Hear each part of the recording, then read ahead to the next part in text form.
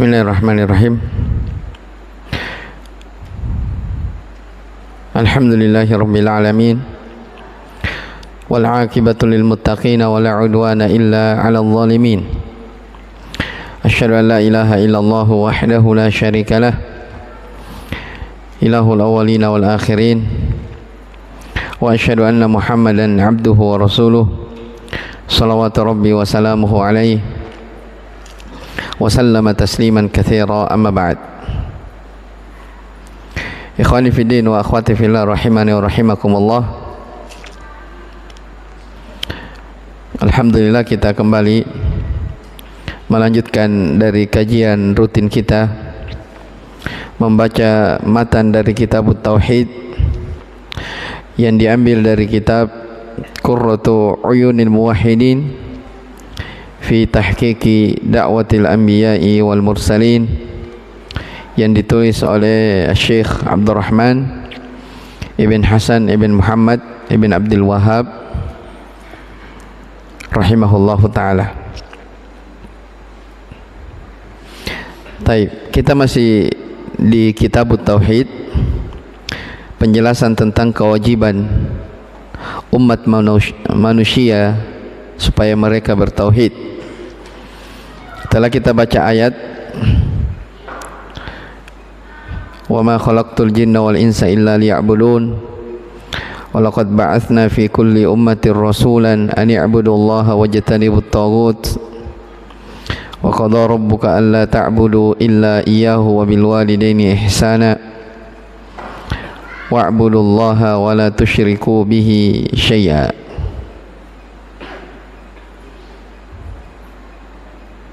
Demikian pula ayat qul ta'alau atlu ma harrama rabbukum 'alaikum alla tusyriku bihi syai'a.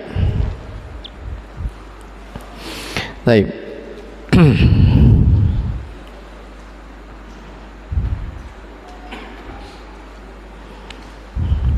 Kata Syekh Abdurrahman rahimahullahu ta'ala, wa amma qawlu Abdullah bin Mas'ud radhiyallahu anhu, man arada an yanzura ila wasiyati Muhammadin sallallahu alaihi wasallam allati 'alaiha khatamuh falyaqra qul ta'alu atlu ma harrama rabbukum 'alaikum ila qawlihi wa anna hadha sirati mustaqiman fattabi'uhu wa la tattabi'us subula fatafarraqa bikum an sabilihi dzalikum wasaqum bihi la'allakum tattaqun. Adapun ucapan Abdullah bin Mas'ud radhiyallahu anhu, yaitu barang siapa yang ingin melihat wasiat Nabi Muhammad sallallahu alaihi wasallam yang tertera cincin stempel beliau di atasnya, falyaqra, maka hendaknya dia membaca qul ta'alu atlu ma harrama rabbukum 'alaikum. Katakanlah, kemari kalian, aku akan bacakan apa-apa yang Allah haramkan atas kalian kepada kalian. Iya, jadi Allah menyebutkan, atau Abdullah bin Mas'ud radhiyallahu anhu menyebutkan bahwa ada wasiat dari Nabi sallallahu alaihi wasallam yang tertera stempel beliau di atasnya. Akan kita jelaskan apa maksudnya. Apa itu? Ya, beberapa ayat di dalam surah Al-An'am, yaitu di ayat yang ke-151 sampai 153. Kalau kita lihat ayat-ayat tersebut, ada 10 wasiat Allah Subhanahu wa taala yang Allah sebutkan. Ya. Bahkan para ulama menyebutkan ayat-ayat itu yang merupakan yang disebutkan oleh Abdullah bin Mas'ud di sini, itu yang dikenal dengan al-huquq al-asyarah, 10 hak, 10 kewajiban. Ya. Ya, di sini disingkat, ayatnya disingkat, tidak disebutkan semuanya sebab panjang, ya. Ya, asyahid yang menjadi inti pembahasan ketika Allah berfirman, katakanlah wahai Muhammad, kemari kalian, aku akan bacakan apa-apa yang Allah haramkan atas kalian. Jadi ada 10 wasiat Allah. Ternyata yang pertama disebutkan adalah jangan kalian mempersekutukan Allah Subhanahu wa taala. Ya, ini menunjukkan tauhid adalah kewajiban yang paling wajib. Taib. Kata Syekh Abdul Rahman rahimahullah, qauluhu allati 'alaiha khatamuh, yang tertera stempel cincin beliau, syabbaha hadhihi al-wasiyata bi wasiyatin kutibat fa khutimat ay falam taghayyar wa lam tubaddil aw wa lam tubaddal. Arada anna Nabiy sallallahu alaihi wa ala alihi wasallam lam yazal yad'ul ummata min hina ba'athahu Allah taala ila an tawaffahu salawatullahi wa salamuhu alaihi. Ya, apa maksudnya wasiat yang ada stempel Nabi sallallahu alaihi wasallam di atasnya? Kata Syekh, yaitu di sini diserupakan wasiat tersebut dengan wasiat yang tertulis dan ada stempelnya. Maknanya kata beliau ai falam tughayyar. Ya. Maksudnya itu wasiat yang tidak akan pernah berubah dan tidak akan pernah diganti. Ya, wasiat yang betul-betul kuat. Ya. Maksud dari Abdullah bin Mas'ud bahwa Nabi sallallahu alaihi wasallam menginginkan, ya, Nabi sallallahu alaihi wasallam selalu mengajak umat itu, ya, selalu menyeru manusia, umat manusia dari sejak beliau diutus oleh Allah Subhanahu wa taala sampai beliau diwafatkan. Wa qad qala Mafruq sayyidu bani Syaiban fi da'watihi sallallahu alaihi wasallam al-qabaila fi mawasimihim wa ila ma tad'u ilaihi ya akha Quraisyin. Fatala Rasulullah sallallahu alaihi wasallam, qul ta'alu atlu ma harrama rabbukum alaikum alla tusyriku bihi syai'a. Ya. Dan kata Mafruq, ya, Mafruq di sini, ya, nama lengkapnya Mafruq ibn Amr ibn al-Asam Asy-Syaibani. Mafruq ibn Amr ibn al-Asam Asy-Syaibani, Sayyidu Bani Syaiban. Beliau mengatakan tentang dakwah Nabi sallallahu alaihi wa ala alihi wasallam, ya, yang tersebar di qabilah-qabilah. Iya. Wa ila ma tad'u ilaihi ya akha Quraisyin. Apa yang engkau seru, wahai saudaraku dari kalangan Quraisy. Maka Rasulullah sallallahu alaihi wasallam membaca ayat, qul ta'alu atlu ma harrama rabbukum alaikum alla tusyriku bihi syai'an. Ayat yang kita baca tadi. Ya, maksudnya dakwah Nabi sallallahu alaihi wasallam itu dimulai dengan tauhid. Jangan kalian mempersekutukan Allah Subhanahu wa taala dengan sesuatu apapun. Baik.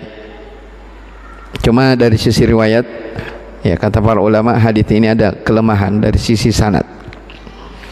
Ya, yang disebutkan dari Mafruq Sayyidu Bani Syaiban fi da'watihi sallallahu alaihi wasallam al-qabail fi mawasihimi. Taib. Kata beliau rahimahullah, wa qad tadammanat hadhihi al-ayatu al-muhkamatu amran wa nahyan. Ayat-ayat yang muhkamat ini, ayat-ayat yang jelas ini terkandung di dalamnya perintah dan larangan. Ya, jadi kalau kita lihat ayat itu, ayat surah Al-An'am 151 sampai 153, ya, ada perintah, ada larangan. Coba saya lihat Al-Quran, ya.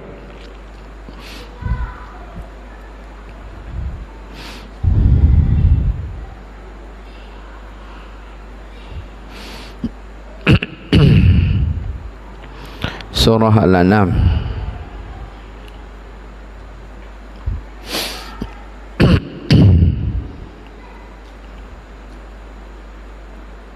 ayat keberapa itu? 151.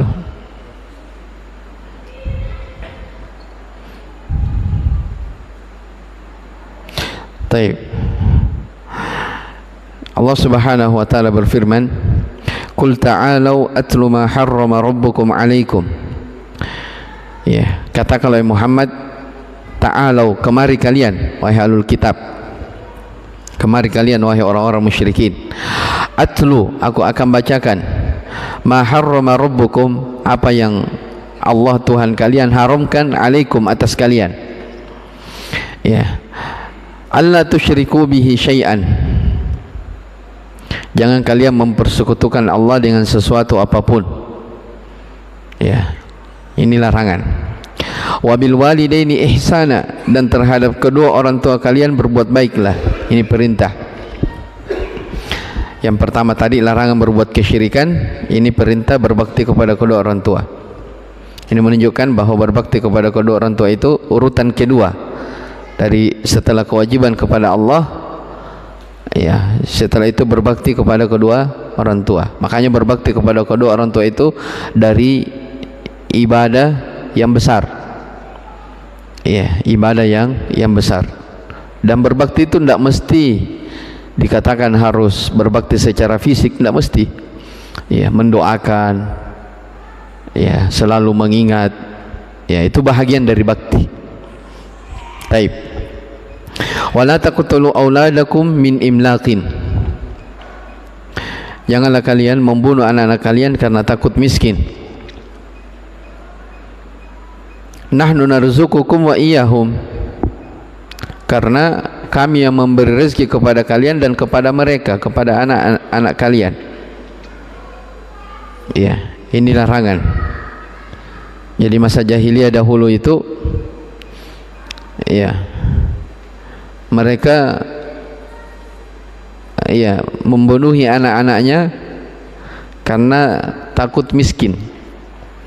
Ya, disebutkan di dalam suratul Nahl, wa idza busyira ahaduhum bil untha dhalla wajhuhu muswaddan wa huwa kadhim yatawara minal qaumi min su'i ma busyira bih ayumsikuhu ala hunin am yadussuhu fit turab ala sa'a ma yahkumun.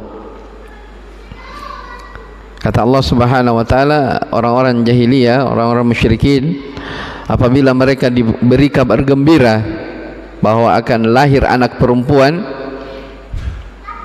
dhalla wajhuhu muswaddan, jadi wajahnya itu menjadi menghitam, marah, ya, tidak senang. Jadi ketika akan lahir anak perempuan, seakan-akan itu adalah penghinaan, seakan-akan itu adalah kehinaan bagi mereka. Itu di masa dahulu. Jadi di masa dahulu sebelum datangnya Islam, ya, kaum perempuan itu adalah kaum yang dihinakan. Ya, ketika datang Islam, maka perempuan pun dimuliakan di dalam Islam. Ya, bagaimana keadaannya? Kata Allah, yatawara minal qaumi. Ya, mereka berusaha menyembunyikan anak perempuan yang lahir itu dari kaumnya, yang sampai ditahu oleh orang-orang, karena, ya, kalau istilahnya orang Makassar, siri, ya, disembunyikan. Atau cara kedua, am yadussuhu fit turab, ditimbung hidup-hidup di dalam tanah. Makanya kata Allah, betapa buruk dari perbuatan mereka. Ya.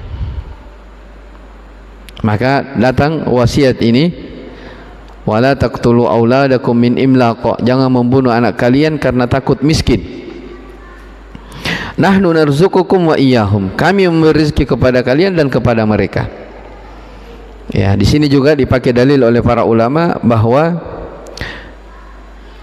di antara sebab datangnya rezeki adalah banyak keturunan. Di antara sebab orang datang rezekinya adalah dengan memperbanyak keturunan. Taib. Makanya dimotivasi oleh Nabi sallallahu alaihi wasallam, tazawwaju al-wadudul wadudah fa inni mukathirum bikumul umamu yaumal qiyamah. Ya, nikahi kalian perempuan-perempuan yang subur, karena sesungguhnya, ya, Nabi berbangga dengan banyaknya umatnya pada hari kiamat. Ini wasiat yang ketiga. Wala taqrabul fawahisha ma dhahara minha wa ma batan. Di antara wasiat Allah, jangan kalian mendekati al-fawahish, kekejian-kekejian. Ya, bahasa Al-Quran itu kalau dikatakan fawahish, ya biasanya sesuatu yang berkaitan dengan syahwat. Ya, syahwat yang berkaitan dengan kemaluan. Wala taqrabul fawahish, jangan kalian mendekati kekejian-kekejian yang nampak ataupun yang tersembunyi. Ya, jadi mendekatinya saja dilarang, apalagi melakukannya. Makanya semua sarana yang bisa mengantarkan seseorang ke sana, maka itu dilarang dalam syariat. Ya, dilarang dalam syariat. Wala taqtulun nafsal lati harramallahu illa bil haqq. Ya, sudah berapa itu? Kelima ya. Dan jangan kalian membunuh jiwa yang Allah haramkan kecuali dengan alasan yang benar. Ya, dengan alasan yang benar. Jadi asalnya jiwa itu haram dibunuh kecuali dengan alasan yang benar. Ya, alasan yang benar misalnya kisos dalam hukum Islam, kisos. Ada orang membunuh, maka dia juga dibunuh, kisos. Atau dia berzina dan dia sudah berkeluarga, hukum rajam, maka dia juga dalam hukum Islam dibunuh. Wala taqrabu an-nafsa allati harramallahu illa bil haqq. Jangan kalian, wala taqtulun nafsa, jangan kalian membunuh jiwa yang Allah haramkan kecuali dengan alasan yang benar. Ya, dzalikum wasaqum bihi la'allakum ta'qilun. Itulah yang Allah wasiatkan kepada kalian agar kalian berakal. Ya, ayat yang pertama ini ada 5 wasiat. Ya, jangan mempersekutukan Allah, berbakti kepada kedua orang tua, jangan membunuh anak-anak karena takut miskin. Ya, kemudian yang ketiga, yang keempat mendekati kekejian, yang kelima membunuh jiwa. Kemudian yang keenam di ayat setelahnya, wala taqrabu malal yatimi illa billati hi ahsan. Jangan kalian mendekati harta anak yatim illa billati hi ahsanu hatta yablugha asyuddah, kecuali dengan cara yang baik sampai dia balik. Ya, ini tentang larangan memakan harta anak yatim. Wasiat yang keenam. Ya. Kata Allah dalam ayat yang lain, innal ladzina ya'kuluna amwalal yatama zulman innama ya'kuluna fi butunihim nara. Sesungguhnya orang-orang yang memakan harta anak yatim dengan cara zalim, mereka tidak lain kecuali hanya memasukkan api dalam perutnya. Ya, kata para ulama ahli tafsir, kalau memakan harta anak yatim yang merupakan harta sebahagian orang, sebesar itu ancamannya dalam Al-Quran, dalam ayat, bagaimana lagi dengan orang yang memakan harta umat manusia, misalnya korupsi, harta rakyat diambil, jelas ya, atau yang semisal dengannya. Ini harta anak yatim, harta sebagian orang. Bagaimana lagi kalau harta orang banyak? Ya, makanya ya, terkait tentang hukuk masalah harta ini ya besar pertanggungjawabannya. Taib. Dan ini juga ayat ini peringatan. Misalnya kita sebagai panitia panti asuhan atau orang yang mengelola lembaga-lembaga yang bentuknya sosial, ya ada yayasan atau yang semisal dengannya, harus amanah dia di dalam mengelola hal tersebut. Ya, karena kalau harta umat dia akan dimintai pertanggungjawaban. Bayangkan di sini harta anak yatim. Jangan kalian mendekati harta anak yatim kecuali dengan cara yang baik. Ya, kalau tidak baik tidak boleh. Itu banyak kejadian-kejadian yang kita lihat, yang kita dengar. Ya misalnya ya, contoh sederhana misalnya kayak panti asuhan itu. Panti asuhan, ya kita tahu semua di negara kita panti asuhan mengumpulkan anak yatim. Tapi kadang ya tidak ada anak yatimnya. Nanti mau datang bantuan baru kumpulkan tetangga-tetangga, muncul semua anak yatim. Padahal anak tetangganya semua yang dikumpulkan. Itu ada kejadian seperti itu. Jadi ada bangunan panti asuhan, ya, tidak ada anak yatim di situ, tidak ada yang diasuh, nama saja. Ya, ketika ada semacam bantuan dari pemerintah untuk anak yatim, ya, namanya orang kalau anak yatim kan ya semangat membantu anak yatim, luar biasa keutamaannya. Iya. Ternyata bukan anak yatim yang ada, tetangga-tetangganya dikumpulkan. Setelah itu dibagi. Ya setelah pulang bagi hasil. Naudzubillah min dzalik. Ya.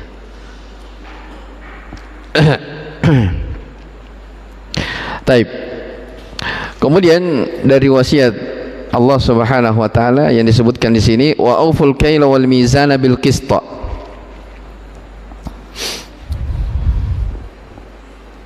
Ya, penuhilah timbangan dan takaran itu dengan cara yang adil.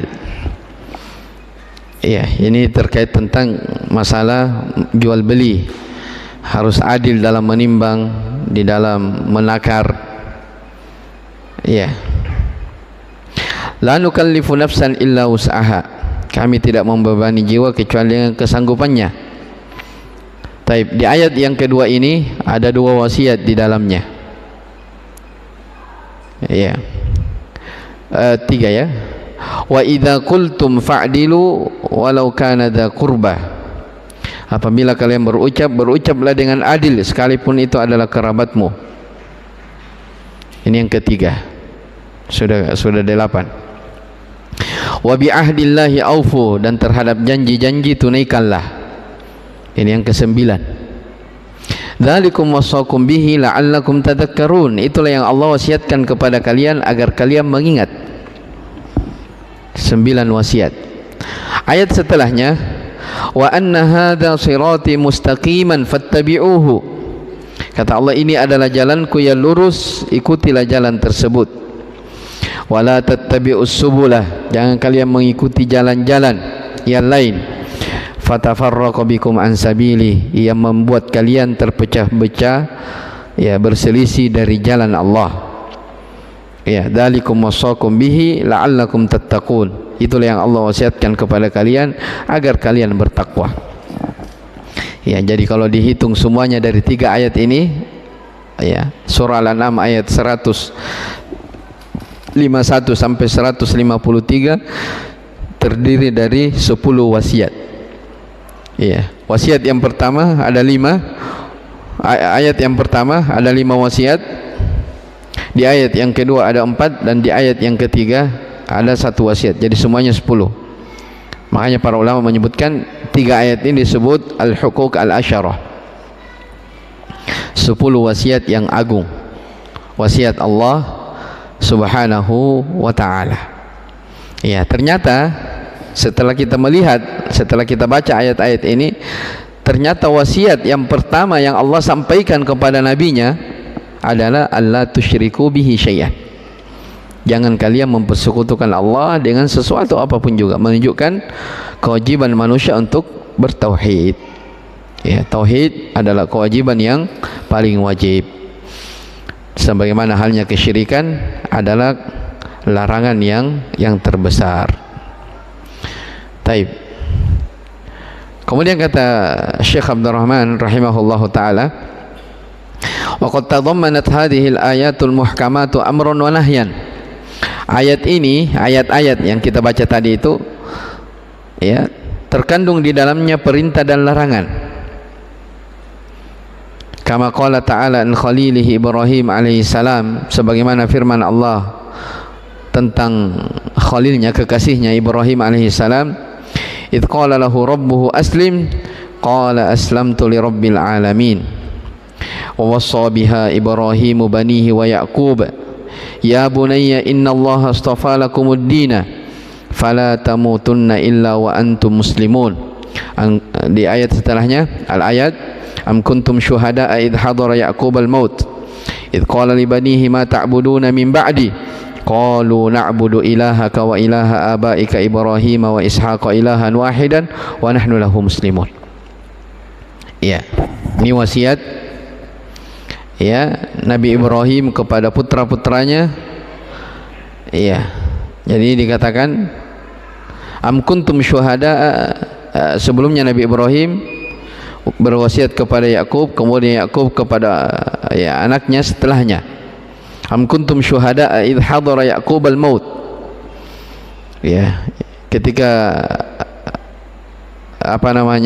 Nabi Yakub akan meninggal, idh hadara Ya'qub al-maut, akan dihadiri kematian, maksudnya akan meninggal. Ya, beliau berpesan, idh qala li banihi, ketika berkata kepada anak-anaknya, ya, ma ta'buduna min ba'di, apa yang kalian akan sembah setelah aku meninggal. Ya, ma ta'buduna min ba'di.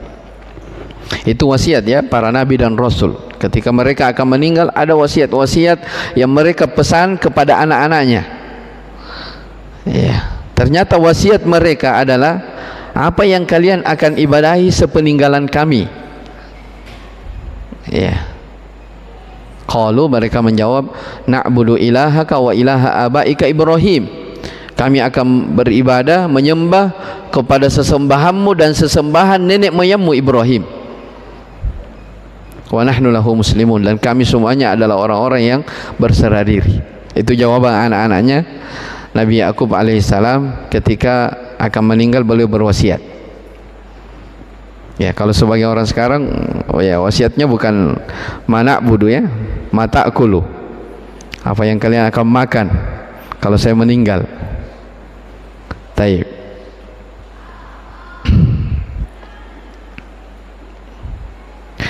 Wa amma hadithu Mu'adz bin Jabal radhiyallahu anhu, kuntu radifan Nabi sallallahu alaihi wasallam ala himarin faqala li ya Mu'adz atadri ma haqqullahi 'alal ibadi wa ma haqqul ibadi 'ala Allah. Fasaqahu al-musannifu rahimahullahu ta'ala huna litadammunihi ma'na al-ayat allati taqaddamat wa dhalika qawluhu fa inna haqqallahi 'alal ibadi ay ya'buduhu wa la yusyriku bihi syai'an. Taib. Adapun hadis Mu'adz bin Jabal,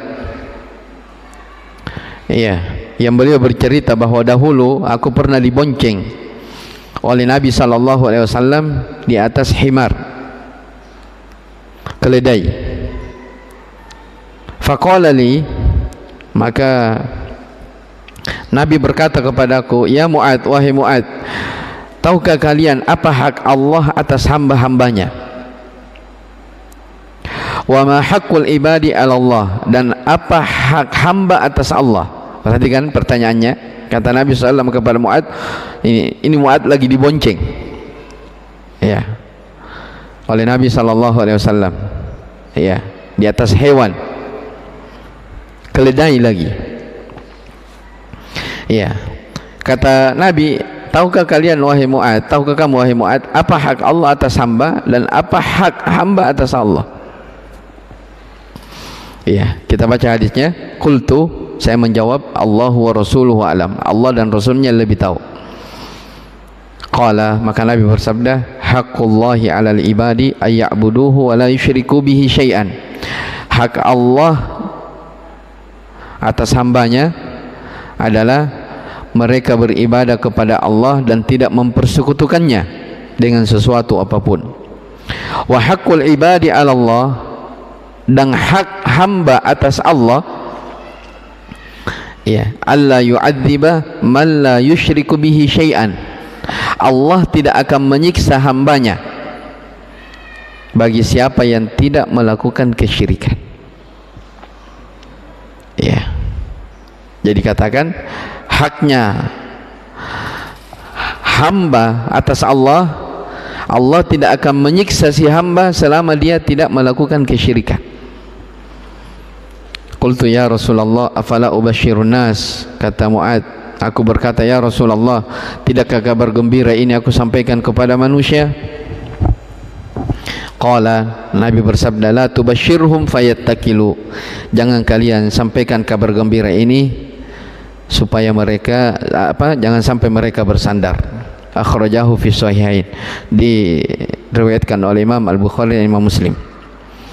Kata Syekh Abdurrahman, fasaqahul musannifu rahimahullahu taala huna, ya, penulis rahimahullahu taala membawakan hadis ini di sini litadammunihi ma'nal ayat allati taqaddamat, karena terkandung di dalamnya makna ayat-ayat yang telah berlalu. Wa dzalika qaulahu, yaitu pada sabda beliau sallallahu alaihi wasallam, fa inna haqqallahi 'alal ibad, sesungguhnya hak Allah atas hambanya, ayya'buduhu wa la yusyriku bihi syai'an. Ya. Ya, hak Allah atas hambanya, si hamba itu mereka beribadah kepada Allah dan tidak boleh mempersekutukannya.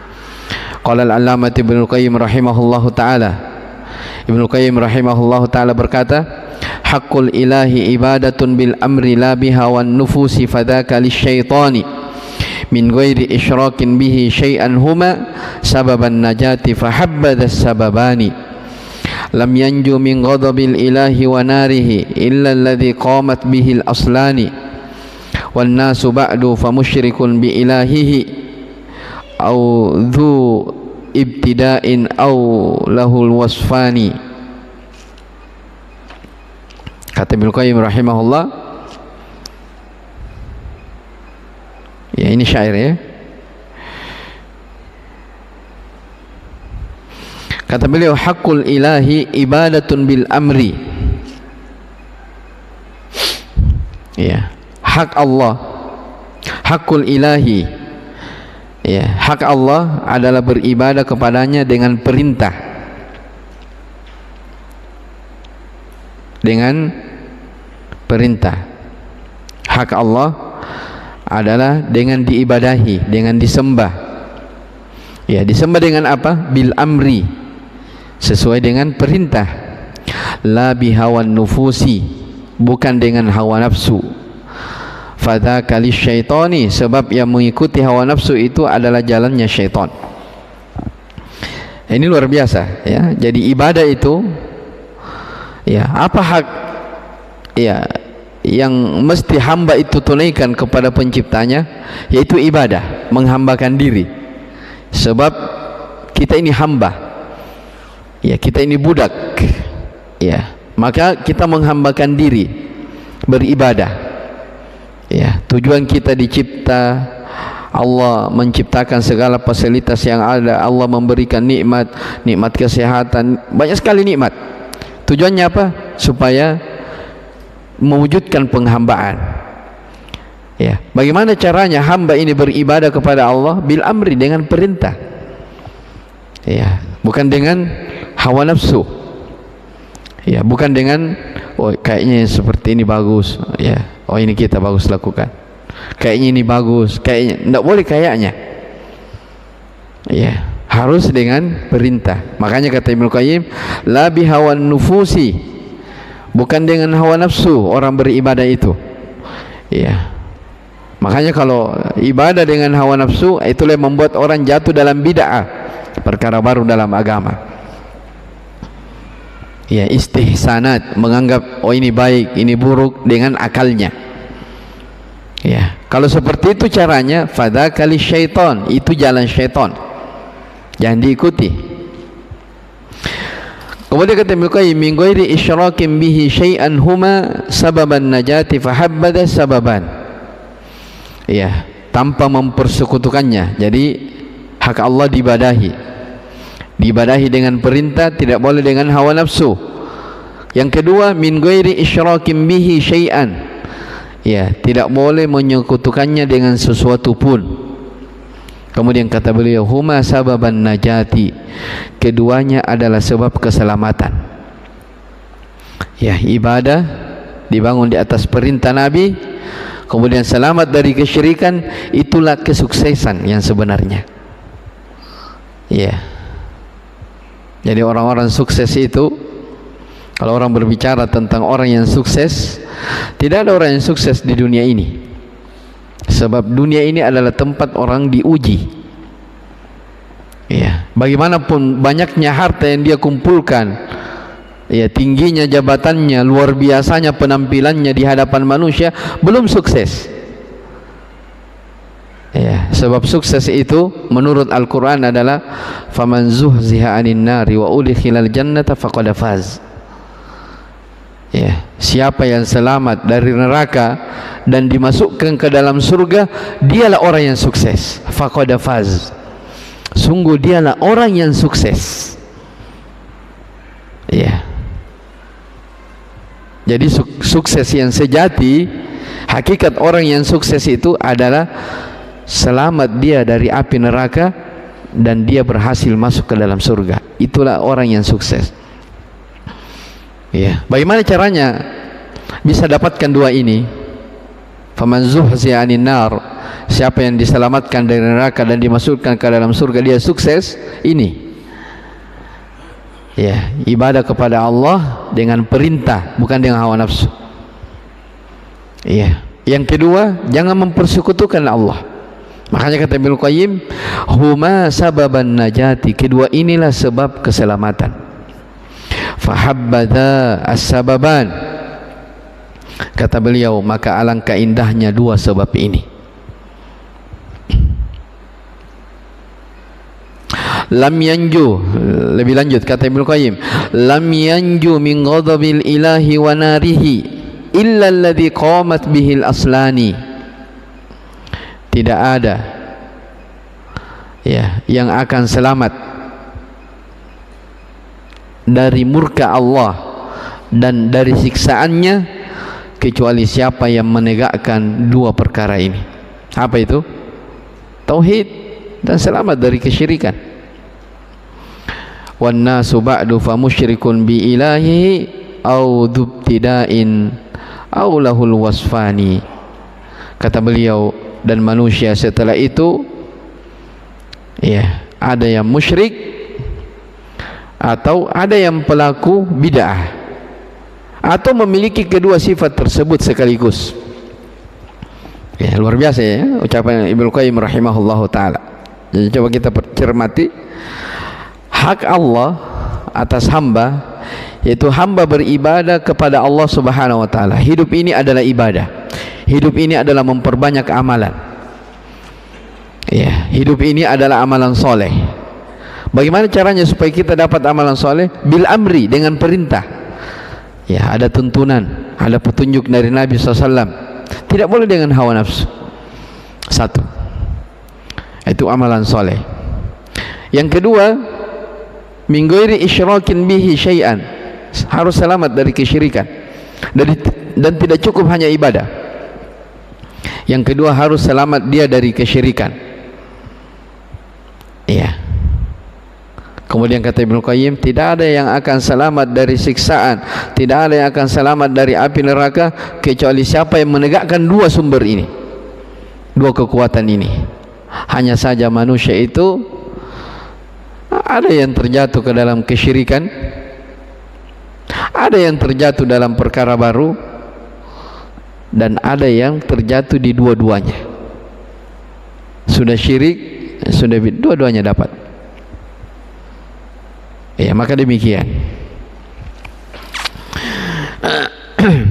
Faman sarafa syai'an minal ibadati allati hiya haqquhu subhanahu la yastahiquha ahadun siwahu li ghairihi kad-du'ai wal isti'anati faqad amana bit taghut wa asyraka billahi wa kafara. Maka siapa yang memalingkan sesuatu dari ibadah yang merupakan hak Allah Subhanahu wa taala, yang tidak boleh sebenarnya diberikan kepada selainnya, jadi harusnya itu diberikan kepada Allah saja, kemudian diberikan kepada selain Allah, seperti berdoa, beristi'anah, meminta bantuan, meminta pertolongan, maka sungguh dia telah beriman kepada tagut.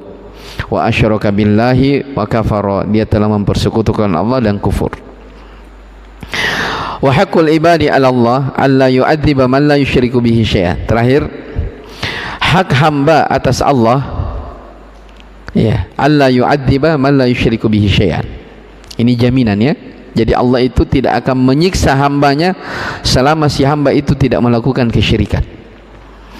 Laisa 'ala Allahi haqqun wajibun bil aqli kama taz'umu al-mu'tazilatu. Tidak ada atas Allah kewajiban secara akal sebagaimana yang dipahami oleh orang-orang Mu'tazilah. Lakin huwa subhanahu haqqa dzalika 'ala nafsihi tafaddulan wa ihsanan 'ala al-muwahhidin al-mukhlisin. Akan tetapi Allah Subhanahu wa taala yang mewajibkan atas dirinya sendiri sebagai bentuk keutamaan dan kebaikannya atas orang-orang yang bertauhid dan orang-orang yang ikhlas. Ya, maksudnya di sini coba perhatikan, apakah ya ketika si hamba tidak melakukan kesyirikan, apakah dia memaksa Allah untuk dia tidak disiksa? Ya, kan dikatakan di sini alla yu'adziba man la yusyriku bi syai'an. Ya, haknya hamba atas Allah, Allah tidak akan menyiksa si hamba selama dia tidak melakukan kesyirikan. Ya, apakah ini hamba yang mewajibkan Allah harus seperti itu? Jawabannya bukan. Ya, jawabannya bukan. Tapi Allah sendiri yang mewajibkan dirinya. Ya, bukan si hamba yang mewajibkan Allah. Ya, bukan hamba yang mengatur Allah, bukan. Tapi Allah sendiri yang mewajibkan dirinya sebagai bentuk kasih sayang Allah kepada orang-orang yang bertauhid, kepada orang ikhlas. Ya, alladzina lam yaltafitu fi iradatihim wa muhimmatihim wa raghabatihim wa rahabatihim ila ahadin siwah wa lam yataqarrabu bima yaqulunahu wa ya'malunahu fit ta'at illa ilaihi wahdahu wallahu a'lam. Ya, yang mereka itu tidak menoleh kepada keinginan mereka, ya, kepentingan mereka, ya, kecuali hanya kepada Allah Subhanahu wa taala. Mereka tidak mendekatkan diri, ya, bima yaqulunahu wa ya'malunahu minat ta'at, dari apa yang mereka ucapkan, mereka amalkan dari ketaatan-ketaatan, mereka tidak serahkan kecuali hanya kepada Allah Subhanahu wa taala. Wallahu a'lam. Taib. Ini beberapa ayat Al-Quran, demikian pula satu hadis yang Syekh Muhammad rahimahullahu taala bawakan. Ya, ini kita masih di muqaddimah, ya, Kitabut Tauhid. Ya, kesimpulannya ikhwani wa akhwati rahimani wa rahimakumullah, dari ayat-ayat keterangan Syekh di sini dari judul bab yang kita baca ini kesimpulannya bahwa kewajiban umat manusia adalah bertauhid dan syarat syahnya semua amalan-amalan adalah tauhid dan selamat dari kesyirikan. Ya, makanya kata Allah, faman kana yarju liqa'a rabbih falyamal amalan salihan wa la yusyrik bi ibadati rabbih ahada. Barang siapa yang mengharapkan perjumpaan dengan Tuhannya, ya, maka hendaknya dia beramal dengan amalan soleh dan jangan dia mempersekutukan Allah dengan sesuatu apapun juga. Ya, jadi harus ada usaha memperbanyak amalan, ya, soleh dalam kehidupan ini. Dan amalan soleh itu tidak akan dianggap kecuali harus ikhlas karena Allah Subhanahu wa taala dan mencocoki ajaran perintah Nabi sallallahu alaihi wa ala alihi wasallam. Yang kedua, selamat dari kesyirikan. Itu amalan soleh. Baik, insyaallah taala kita mulai masuk di bab pertama di Kitab Tauhid di pertemuan yang akan datang biidznillah taala. Baik, wallahu a'lam. Subhanakallah bihamdik, syada la ilaha illa anta, astaghfiruka wa atubu ilaik. Alhamdulillahirabbil alamin.